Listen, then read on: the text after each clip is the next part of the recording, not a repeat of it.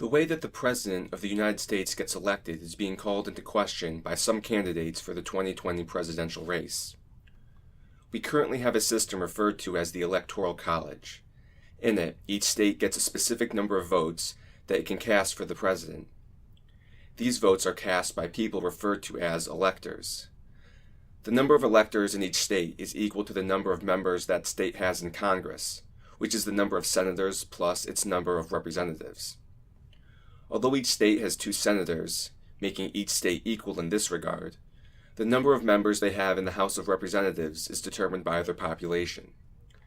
As a result, the number of electors and therefore the number of electoral votes that each state gets is determined to a large extent by the state's population.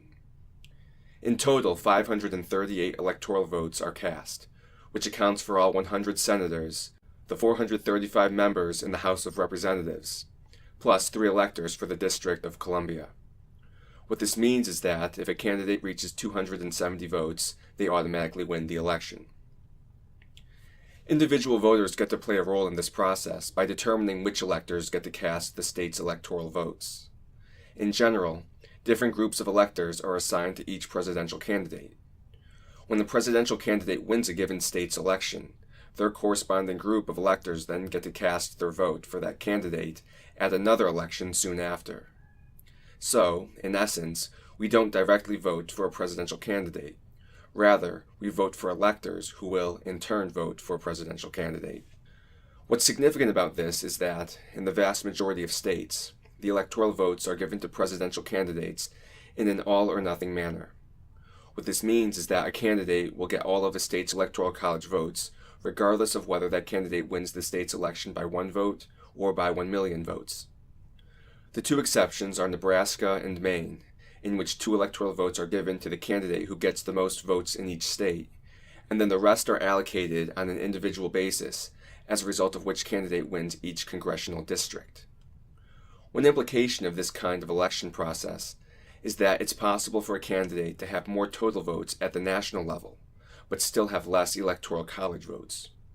What this means is that the person who wins the popular vote may not necessarily become the President of the United States. This scenario isn't merely hypothetical. There have been a handful of occasions where this has happened, most recently with the election of Donald Trump over Hillary Clinton. Although Trump got more electoral college votes, Hillary Clinton received significantly more total votes. Unsurprisingly, this approach towards electing officials has given rise to some controversy. Just recently, the New York Times published an article titled, "Should the U.S. Get Rid of the Electoral College?" Politico also published a report which noted that more voters prefer to elect the president by national popular vote over the existing electoral college system. This issue has begun to play a large role in the 2020 presidential campaign, with a number of Democratic contenders voicing concerns about the process. For example, Elizabeth Warren called to end the Electoral College, saying, "Every vote matters, and the way we can make that happen is that we can have national voting, and that means get rid of the Electoral College." Similarly, Beto O'Rourke seemed to imply that he'd also be open to the idea, suggesting that there's a lot of wisdom in the idea of getting rid of the Electoral College. Likewise, Kamala Harris expressed openness to entertain the idea as well. In this video, I'll focus on some of the recent articles that covered this topic, especially with regards to Elizabeth Warren's comments on the matter. The Huffington Post had an article which discussed Elizabeth Warren's push to get rid of the Electoral College, based on the message that every vote matters. It also notes how others, like Bernie Sanders and Pete Buttigieg, have voiced similar sentiments. It may be worth noting that none of these candidates are Republicans. A few general points are made about the Electoral College. First, it gives a slight advantage to smaller states. This is because they automatically get 2 electors for each senator they have, regardless of how small their population is. Second, it brings up Warren's argument that the Electoral College disenfranchises voters in states dominated by one political party. Rather than give candidates an incentive to focus equally on every state, candidates will tend to ignore states that are virtually guaranteed to vote either Democrat or Republican. Instead, they will focus on battleground states, which have the potential to swing either way. Third, it's interesting to note that the term archaic is used to describe the Electoral College, implying that it's an outdated approach that is no longer appropriate for our society. This terminology was also used in another article, which described the Electoral College as an archaic system of electing presidents that allowed Trump to win the presidency despite his rival, Hillary Clinton, receiving millions more votes. It also quotes Steve Cohen, who suggests that the Electoral College is outdated and exerts a distorting effect on who the winner is. He then goes on to claim that the winner of the popular vote is what Americans expect and deserve. A somewhat different emphasis was made in another article, which focused on Maine's former governor, Paul LePage, who is critical of those who want to bypass the Electoral College. He is charged with echoing white supremacist talking points, as he notes that circumventing the Electoral College would silence white people. He's also charged with suggesting that people of color in Maine were the enemy. The racial aspects of the Electoral College are also noted, as the article claims that critics of the Electoral College say the body provides an unfair advantage to Republicans and marginalizes the vast majority of minorities. The criticism continues by citing Russ Feingold, who claims that the Electoral College is a relic of slavery. Such pushes the controversy surrounding the Electoral College beyond general matters of fairness by incorporating a racial dimension into it as well. Think Progress also covered the topic. One article highlights Warren's point about how the Electoral College causes candidates to only focus on a limited number of battleground states. This point is mentioned in another article as well, which claimed that the Electoral College leads presidential candidates to focus on the few key battleground states where voters are narrowly split between Republican and Democrat. In turn, most other states are ignored. According to a sociology professor from Stanford, the failure to count the national vote means that the great majority of American voters exercise no real political voice in the outcome of presidential elections. Moreover, just as the Huffington Post labeled the Electoral College as archaic, Think Progress quotes a Washington Post article saying, "This is a new American demographic, which shows that the electoral system of the 18th century doesn't work anymore." An article from the New York Times is also mentioned, which talks about how the Electoral College causes candidates to focus on battleground states. It then adds that, "This may be smart campaigning, but it's terrible for the rest of the country, which is rendered effectively invisible, distorting our politics, our policy debates, and even the distribution of federal funds." It also mentions that presidents who want to get elected for a second term may prioritize battleground states during their current term in order to gain their approval in the upcoming election. Moreover, the fact that the election is determined by a limited number of battleground states can make easy targets for hackers who want to influence the outcome of elections. This last point is interesting because it introduces the concept of how to ensure corruption-free elections into the equation. What's noteworthy about the articles from these two outlets is how hard it is to find anything positive about the Electoral College in them. Fox News had a number of articles which portrayed the matter in significantly different terms. Some were very critical of those who want to get rid of the Electoral College. They argue that much of its opposition is driven by political anger. One author charges the Democrats' 2020 candidates with getting ready to play dirty, adding that, from their perspective, they are supposed to win. If they don't, it's proof that the rules are wrong. A couple examples are given of this type of tactic occurring. The extreme extent that Democrats are willing to go to is noted, as the author claims that they are bitter about losing in 2016, and they are determined not to be bitter again, even if that means circumventing the Constitution, the rule of law, and the will of the American people. This political motive is observed elsewhere. As another author puts it, Warren's newfound passion for dumping the Electoral College is driven by Democratic primary politics. Without that part of the Constitution, Al Gore would have won the presidency in 2000, and Hillary Clinton would have been victorious in 2016. Democrats feel the college is keeping them from having a lock on the White House, so it's a new kind of red meat. With that said, the author does grant that Warren makes a decent point when she claims that the Electoral College causes presidential candidates to focus on certain swing states which have the potential to vote for either a Democrat or a Republican. This can cause states that lean heavily in one direction or the other to be neglected. However, The author is quick to point out that her alternative would also have problems of its own. If you abolish the college tomorrow, candidates would camp out in such megastates as New York, California, Florida, and Texas in an effort to run up their popular vote totals. In contrast, one benefit of the Electoral College is that it forces candidates to move around the country, especially to smaller states whose handful of electoral votes could tip the balance. Other defenses of the Electoral College are made as well. One article discusses a potential consequence of shifting to a popular vote. The author claims that doing so could give third-party candidates a greater incentive to enter the race, where they may be more likely to get votes, even though they are unlikely to win. In contrast, the Electoral College helps narrow the field to two serious contenders, as voters decide not to waste their vote on candidates who have no chance of winning. This is an interesting phrase, since it implies that a popular vote could potentially lead to a situation where people may waste their vote, a circumstance that is, allegedly, deterred because the Electoral College limits the number of plausible candidates to only 2 people. This offers a perspective on this matter which is somewhat different from how Elizabeth Warren portrayed a popular vote as making every vote count. Others focus on responding to common criticisms. For example, Mike Huckabee argues that, when people say that the Electoral College is an affront to democracy, it's important to remember that America is not a pure democracy. The founders feared the tyranny of the majority and created a constitutional republic for good reason, so that any candidate would have to win broad support across the nation, not just in a handful of heavily populated cities.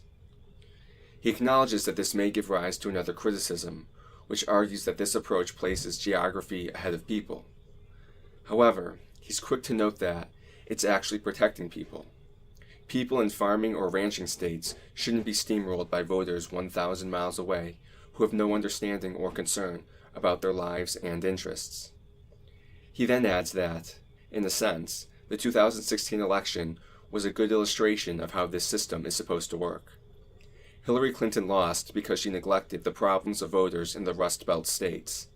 Because of this, they voted for the candidate who actually came and addressed their concerns, which is exactly what the founders intended. This type of concern is echoed elsewhere, as one man critiques Warren's claims that she will make every vote count. The article notes that the former Harvard professor is wrong. A direct democracy will not make everybody count. Instead, voters in big cities will count. Similar to what Mike Huckabee said, this article brings up the vast differences between the lifestyles and interests of people living in big cities versus those who may be rural farmers. Another article focuses a bit more on why a popular vote, which seems like the most democratic way to conduct elections, is not how we do things. It notes that the Electoral College wasn't meant to be purely democratic.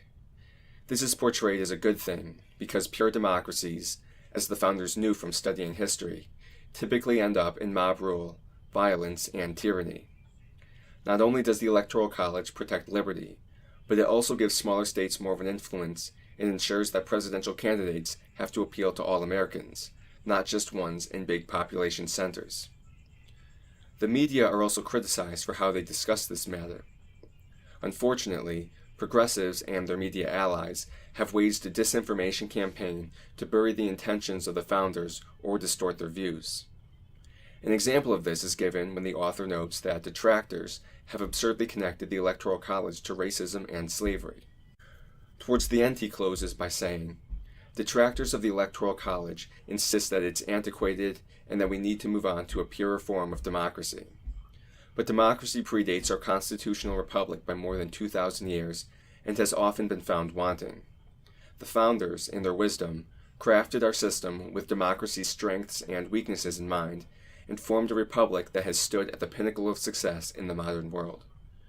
Instead of obliterating institutions that made America great, we should defend and inform our fellow Americans about how and why these institutions have been essential to liberty and self-governance." With that said, although much of the content on Fox News appeared to defend the Electoral College and criticize its opponents, there was one article which did push for us to get rid of it. In this article, historical and racial elements are brought into the discussion. For example, the author notes that the Electoral College morphed quickly into a means of protecting the interests of Southern elite slaveholders by the turn of the 19th century. Statements like this, however, appear to be outliers amidst many other strong defenses of our current electoral system that come from this news outlet. The matter at hand is extremely important. The question of how our president gets elected should concern all of us. What's interesting is the number of different variables that get brought up when discussing this issue. I'll focus on just a few of them. One issue that arose on multiple occasions deals with how we can make our votes count. What's interesting is that those who disagree appear to develop similar arguments. On one hand, some who oppose the Electoral College will argue that it causes many voters to be overlooked because presidential candidates end up focusing on swing states. On the other hand, those who oppose the popular vote claim that it would cause candidates to focus on highly populated areas and overlook those in more rural areas. At face value, one can see the plausibility of both perspectives. Because we don't have a popular vote, there isn't concrete data on how presidential candidates would actually campaign in the US under this system. However, it makes sense that it would be more efficient for them to focus their efforts on places that are densely populated and where people may have similar concerns. With that said, there does appear to be some information on how candidates campaign with the Electoral College. One article discussed how in the 2016 campaign, 57% of general election campaign events for Donald Trump, Hillary Clinton, Mike Pence, and Tim Kaine were in only 4 states: Florida, Pennsylvania, North Carolina, and Ohio. It then adds that, during the general election campaign, 94% of campaign visits by the 4 candidates were in 12 battleground states. It's also worth considering what parts of these states were visited. It appears even within these battleground states, the visits were focused in highly populated areas. As the article puts it, in Pennsylvania, for example, 59% of Pennsylvania campaign visits by Clinton and Trump in the final 2 months of their campaigns were to the Philadelphia and Pittsburgh areas, with all other campaign visits going to other major cities and their suburbs in the state. Later on, the author makes what could be interpreted as a somewhat dismal statement. The presidential candidates don't campaign in rural areas, no matter what system is used, simply because there are not a lot of votes to be gained in those areas. If this is so, then it seems almost inevitable that significant portions of the population will be overlooked or neglected by candidates, regardless of what election approach we implement. One area that I haven't looked into, but would be relevant to investigate, is how other countries conduct their elections. For those who have a national popular vote, it would be interesting to see how candidates in these countries campaign in order to get a sense of what the effect of this election process actually is. A second major point involves the politically polarized element of this debate. Many articles call out the Democrats in their efforts to get rid of the Electoral College. You can find articles with titles like, "Democrats want to kill the Electoral College because they fear the Constitution," and "Sudden liberal opposition to Electoral College, not about democracy, but about power." Such is vastly different from the image that presidential hopeful Elizabeth Warren has painted, in which she describes her opposition to the Electoral College as about making every vote count. It seems likely that this opposition to the Electoral College by Democrats is, at least to some extent, influenced by the fact that Hillary Clinton got more total votes than Donald Trump. With that said, Republicans may not be immune to the effect of having the Electoral College work in their favor either. One article reported that a Gallup poll after the election showed that Republicans who favored a national popular vote dipped from 54% in 2011 to 19% in December 2016. At the end of the day, I think it's important that we don't advocate for positions solely because they may align with our interests. Nevertheless, criticisms of the Electoral College have been around for a long time, and there do seem to be some arguments against it that are worth engaging with. Because of this, simply charging people with having political motives behind their positions is a criticism that, in and of itself, has its limits. Another topic that came up dealt with security. One article by Think Progress noted that because the Electoral College causes candidates to focus on pivotal battleground states, this can generate targets for hackers who want to influence the outcome of elections. This suggests that the Electoral College can make it difficult for us to conduct elections which are free of corruption.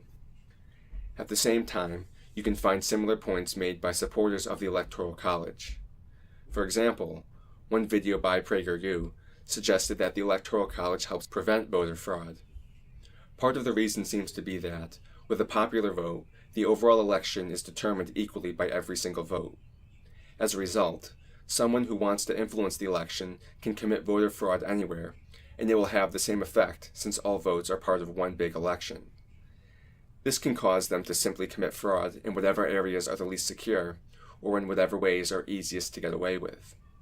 In contrast, the Electoral College creates a situation where voter fraud must be committed more strategically in the right states in order to influence the election.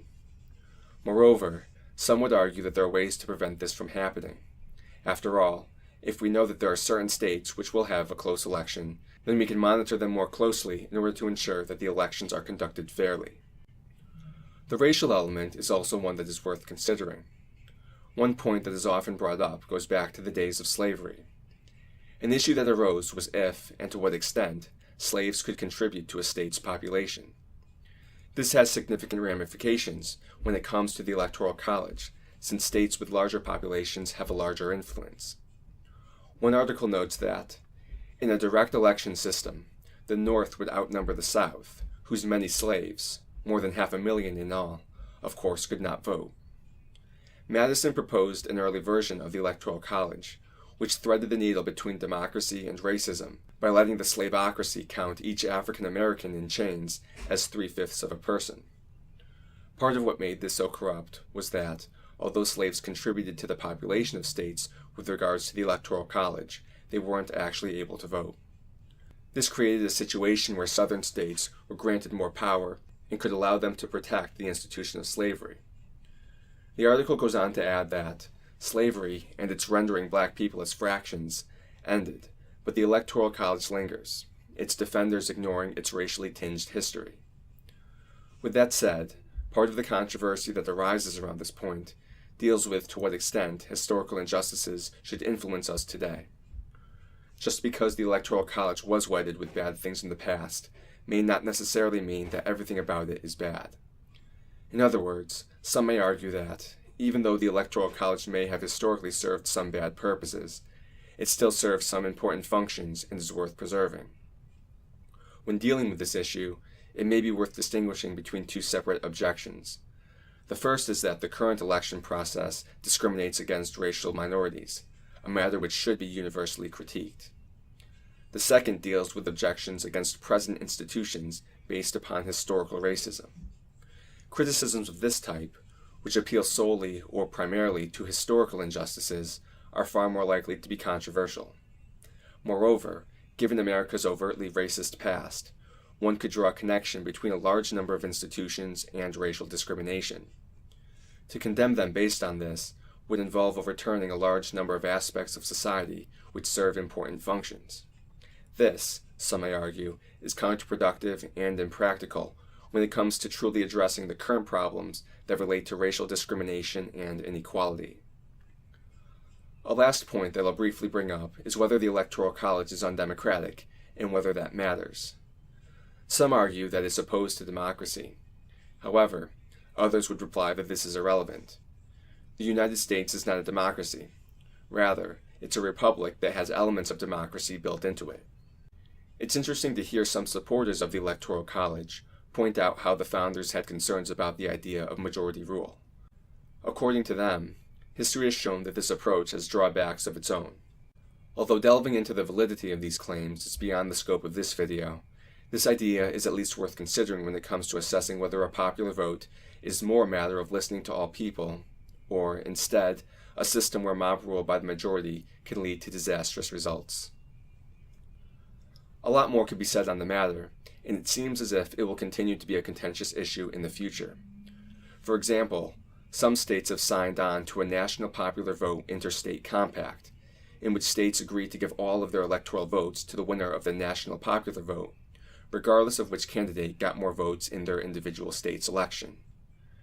The compact will only take effect once enough states join such that their collective total of Electoral College votes is at least 270. So at this point in time, this practice is not being implemented. One thing that may stand out to people is how messy the situation is. The matter seems to be more complicated than simply saying that we should make every vote count. While that may sound simple, getting us to the place where presidential candidates truly vie for the support of all Americans seems unlikely. At the end of the day, candidates need to win elections, and that will exert a powerful influence on how they campaign, regardless of what election system we have in place. As always, the results that I report are far from exhaustive, and different research methods may yield different results. Hopefully this has at least offered people a sense of some of the different issues surrounding this topic. One point of agreement should be that it's not good to oppose the Electoral College simply because our candidate lost. Deeper arguments should inform a discussion when debating this issue. With that said, thanks for listening, and goodbye.